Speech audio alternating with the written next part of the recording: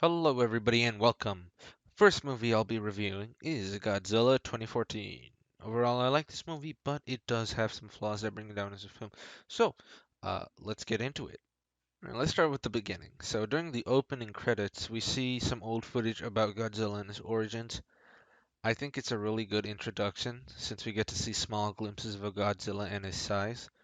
In fact, I think one of the greatest strengths of this movie is the scale of the monsters. The cinematography helps to make the monsters feel bigger, especially the shots when you're seeing the monsters from the ground level. You definitely feel the monster's presence, and you don't doubt that these monsters pose a huge threat to humanity. The sound effects of the monsters as well have this big feel to them. It's like once you hear it, you know shit's about to go down.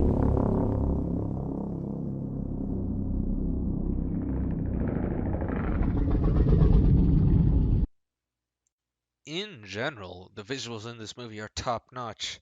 Aside from all the scenes with monsters, the Halo jump scene comes to mind when talking about good visuals.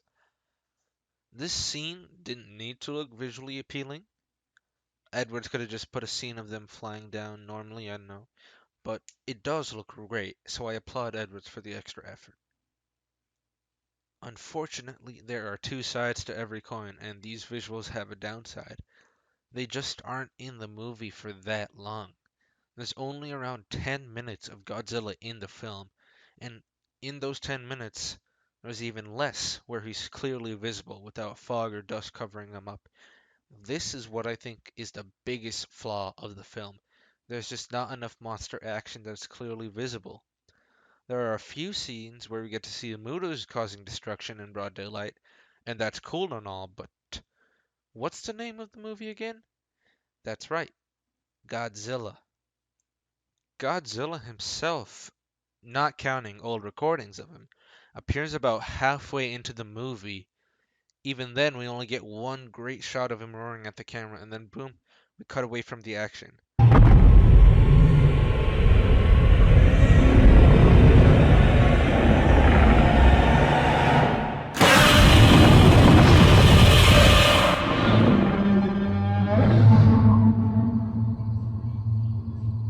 I think the movie was trying to build up Godzilla for an epic final fight that would blow our minds, but I don't think the movie quite manages it. Before rewatching this movie, I remember the final fight as being truly awesome. It's the moment where we finally get to see some monster action. But during this rewatch, I realized that the build up to the final fight wasn't worth it. I'd be lying if Godzilla firing his atomic breath down the Muto's throat isn't awesome.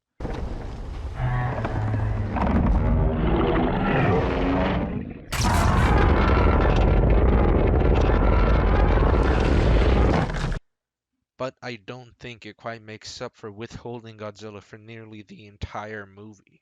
So, with only a few scenes of Godzilla, we're stuck with the humans, which, for the most part, aren't that bad. I think Bryan Cranston and his emotional moments are probably the best in the movie, especially his introduction, where he has to trap his wife in with the radiation to stop it from spreading. I think it's a great backstory, and it really sets up the story later on where he has to go back into the quarantine zone.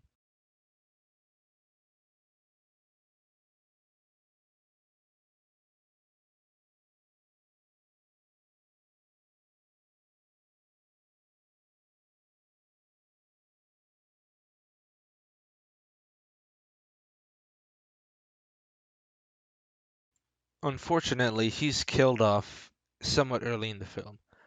I think the story could have been more interesting if we explored the relationship between father and son, but instead we get the relationship between Ford and his wife and child.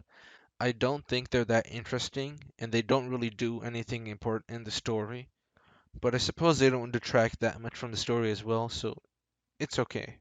The main character of our film is Brody, and he's supposed to carry us through it. He's basically a blank slate. He's not the most memorable character, but he does give the audience someone to connect to and guide through the story, so I suppose he does his job.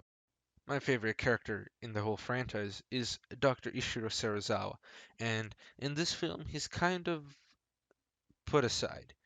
He gives us some exposition and he has a cool line, but that's kind of it. The arrogance of man is thinking nature is in our control, and not the other way around.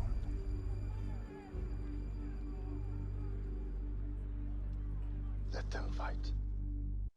I think he's a really cool character since he has a past with nuclear bombs as well as Godzilla, so he does result in some drama between him and the military commander.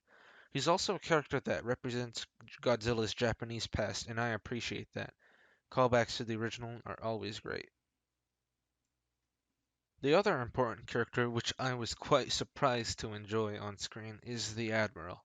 He strays away from the traditional military commander stereotype that shows up in Hollywood, as he's portrayed as an intelligent leader. He doesn't antagonize the scientists, and he doesn't want to just blow everything up. He's willing to listen to him. The interactions between him and Dr. Sarazawa are interesting to watch, and you can definitely tell he's there for the good of the people. He doesn't just want to kill something to kill it. I think that's really all the significant characters in the movie. I didn't count Sally Hawkins' characters because I don't think she does anything really. She just kind of tags along with Ken Watanabe. Overall, I think Godzilla 2014 is a good movie and one I'd watch again. The visuals are great even if we don't get to see much of it.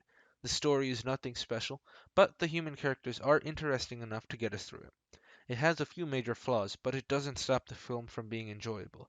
It does its job as the start of the MonsterVerse, and it delivers an entertaining movie. That works for me.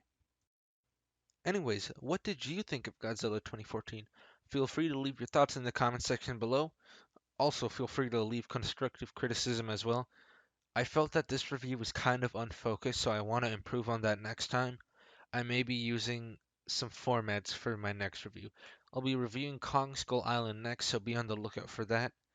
And with all that said, I bid you adieu and thank you for watching.